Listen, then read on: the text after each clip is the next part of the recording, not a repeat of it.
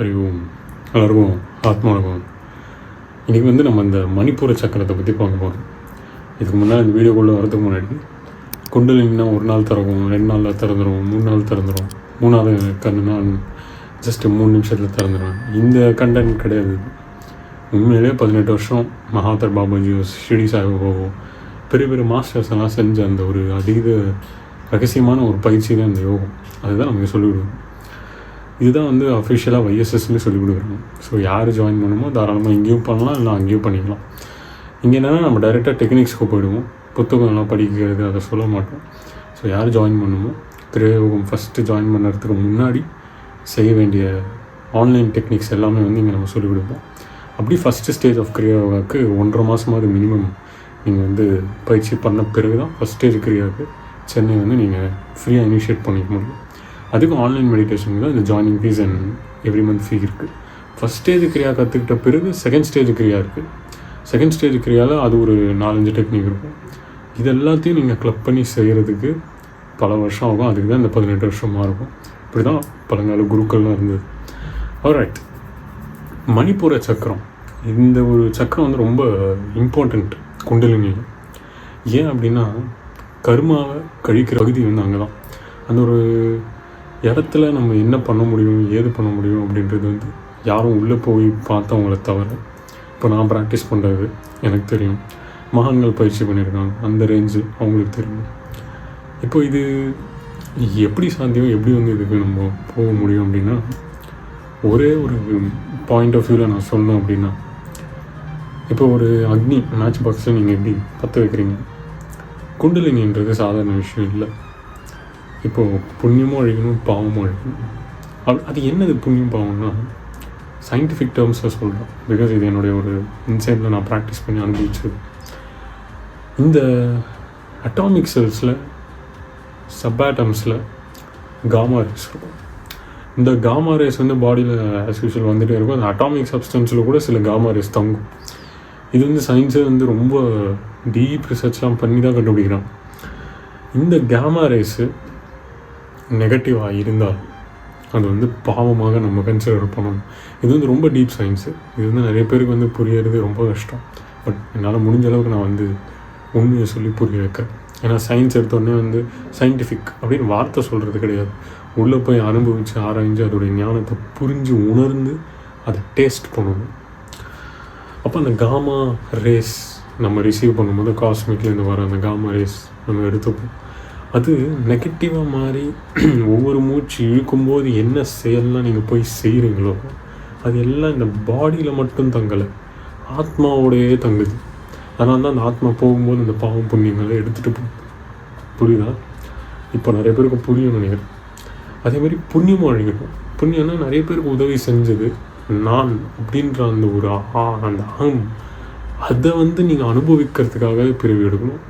Just like that Rajinikanth ஐயா, அம்பானி, பெரிய பெரிய பெரிய மில்லியனர்ஸ் அதுக்காக பிரிவு எடுக்கணும், தவிர்க்க முடியாது. அதனால தான் யோகி, சித்தர்கள், முனிவர்கள், ரிஷி இவங்கெல்லாம் என்ன பண்ணுவாங்கன்னா, இந்த காலத்தில் யோகிகள் தான் ஆக முடியும், சித்தர்கள் ஆக முடியாது. யோகிகள் ஆகிறதே ரொம்ப கஷ்டம். ஸோ இல்லறத்துலேருந்து பயிற்சி பண்ணி இந்த யோகிகள் ஆகிற ப்ராசஸ் தான் நமக்கு சொல்லிக் கொடுக்கணும். இப்போ இந்த யோகிகள் ஆகிற நிலைக்கு நம்ம ட்ராவல் பண்ணணும் அப்படின்னா just like that you have to see. இந்த பயிற்சியில் முக்கியமான ஒரு விஷயமே அந்த சக்கரங்கள்லாம் வந்து நம்ம ஸ்லோவாக ஆக்டிவேட் பண்ணி அந்த ஒரு லெவல் 18 இயர்ஸ் நம்ம பயிற்சி பண்ணிவிட்டு முக்தி அடைகிற ரேஞ்சுக்கு நம்ம போகும்போது அந்த யோகி அப்படின்னாலே எதிலையுமே ஒட்டக்கூடாது. அது வந்து இப்போ நினைக்கிறது இல்லை, ஸ்லோவாக ப்ராக்டிஸ் பண்ண வரும். இப்போ நம்ம ஒட்டக்கூடாதுன்னு சொல்லிட்டு இப்போயே நம்ம ஒட்டாமல் இருக்க முடியாது, ஆர்டிஃபிஷியல் அது. ஸோ பயிற்சி பண்ணி பயிற்சியோடு அது வரணும், எடுத்த உடனே அது வராது. அப்பேற்பட்ட அந்த ப்ராசஸ் நம்ம செய்யணும் அப்படின்னா அந்த ரேஞ்சுக்கு நம்ம வந்து உட்காந்து ப்ராக்டிஸ் பண்ணணும். இது எங்கேயோ போயிட்டு நம்ம எங்கேயோ சாதுவாக போய் உட்காரணும்னு அவசியம் இல்லை. எல்லா இடத்துல இருந்தே உட்காந்து குடும்பம் குட்டி எல்லாம் வச்சுக்கிட்டே நீங்கள் பயிற்சி பண்ணிக்கலாம். டெய்லி ஒரு 1 hour முடிஞ்ச அளவுக்கு ஃபஸ்ட்டு ஒரு 5 நிமிஷம். பிகினர்ஸ் யாரெல்லாம் ஜாயின் பண்ணுறீங்களோ போக போக போக போக அது 1 hour ஆகும். அப்படி தான் இந்த யோகத்தை செய்யணும். அப்போ இந்த யோகி யாரவங்க எந்த ஒரு ஆக்டிவிட்டிலையும் வந்து இன்வால்வ் ஆக மாட்டாங்க, கூடாது. இப்போ நிறைய பேர் சொல்லுவாங்க என்னை வந்து இவர் காப்பாற்றலாம் அவர் காப்பாற்றலாம். அவங்களுக்கு அது வேலை இல்லை. உங்கள் ஆத்மா தான் தெய்வம். அதை நம்ம எப்படி தேடணும் என்ற வெப்பன் தான் இப்போ எங்கள் மூலியமாக உங்களுக்கு எல்லாம் கொடுக்குறாங்க. அதை கரெக்டாக பிடிச்சிட்டு பயிற்சி பண்ணணும். அவ்வளோதான் தவிர அவங்க பேர் சொல்லணும், அவங்களுக்கு ப்ரே பண்ணணும், இதெல்லாம் கூட தேவையில்லை. ஸோ இப்படி இந்த மணிப்பூர சக்கரத்தை இப்படி ஒரு வத்தி குச்சியில் நம்ம வந்து 5 ஸ்டிக்கில் அப்படியே அந்த அக்னி வரும். இப்போ நீங்கள் ஃபேன் போட்டுட்டீங்க, ஃபேன் போட்டுட்டு அந்த வத்தி குச்சி ஏற்றுனீங்கன்னா லைட்டாக எரிஞ்சு அப்படியே அணைஞ்சிரும். கரெக்டாக அந்த மாதிரி இப்போது எல்லாருக்கும் மணிப்பூர சக்கரம் என்ன தான் கொஞ்சம் கொஞ்சம் வந்து இவ்வளோண்டு மினிஸ்குள்ளே அது எரியும்.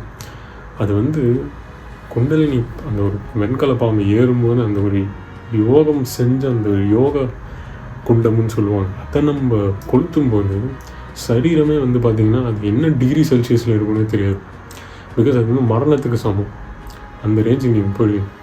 அதனால தான் சொல்லுவாங்க யோகிகள் ஆகிறதுக்கு முன்னாடி பெண்கள், எஸ்பெஷலி பெண்களுக்கு வந்து இந்த ப்ரெக்னென்சியில் பெயின் வரும்ல, அந்த டெலிவரி பண்ணும்போது சாவை பார்த்துட்டு வருவோம். அது நிறைய பேருக்கு தெரியும். அப்போது அவ்வளோ ரேஞ்சில் இருக்கிற அந்த வலியோட ஈஸியாக தாங்குறீங்க பெண்கள்.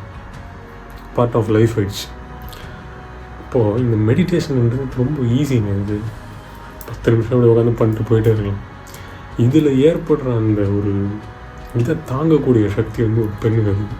அதனால தான் பெண்கள் அந்த ஆன்மீகத்தை ஒழுங்காக பாடம் பண்ணாங்க எங்கேயோ போகணும்.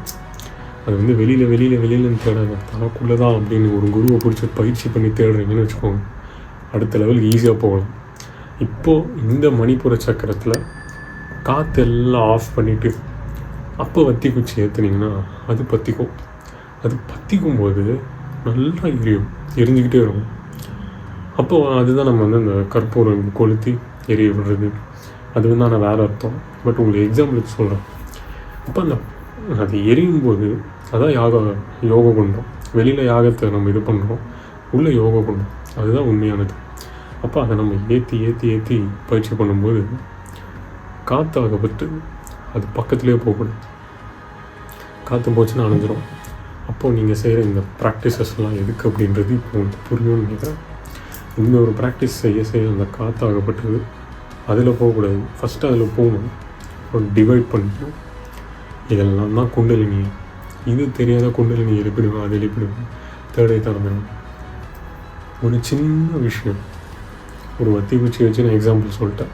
ஏன்னா என்னுடைய அனுபவம், ப்ராக்டிஸ் பண்ணால் தான் அது தெரியும். புக்கு படித்தாலும் இதெல்லாம் தெரியாது. எந்த புக்கில் இது இருக்குன்னு நீங்களே கண்டுபிடிச்சி சொல்லுங்கள். எங்கேயுமே கிடையாது. புக்கில் குண்டலினின்னு இருக்கும், அவ்வளோதான். ஸோ இது எப்படி அக்னியை வந்து நம்ம பற்ற வச்சு பயிற்சி பண்ணுறது, இதெல்லாம் ஆட்டோமேட்டிக்காக நடக்கும். நீங்கள் அதை வந்து மேனிஃபெஸ்ட் பண்ணணுமோ இல்லை யூனிவர்ஸ்கிட்ட போய் கேட்கணுமோ, இதெல்லாம் தேவையில்லை. ஆட்டோமேட்டிக் ப்ராசஸ், ஆட்டோமேட்டிக்காக நடக்கும். ஸோ இதை சொல்லி குண்டலினா இப்படி தான் ப்ராசஸ் பண்ணணும். அந்த ஒரு அக்னியில் தான் எல்லாத்தையும் எரிக்கணும். அதுக்கு தான் அந்த போகியெல்லாம் நம்ம கொண்டு வரணும். நிறைய பேருக்கு அது புரியாது. ஸோ இப்படி ஒவ்வொரு மனுஷனும் அந்த ஒரு ப்ராக்டிஸை நோக்கி பயிற்சி பண்ணால் மட்டும்தான் இதெல்லாம் அட்டைன் பண்ண முடியும். இதை சொல்லி விடைபெறேன். ஹரி ஓம். நன்றி.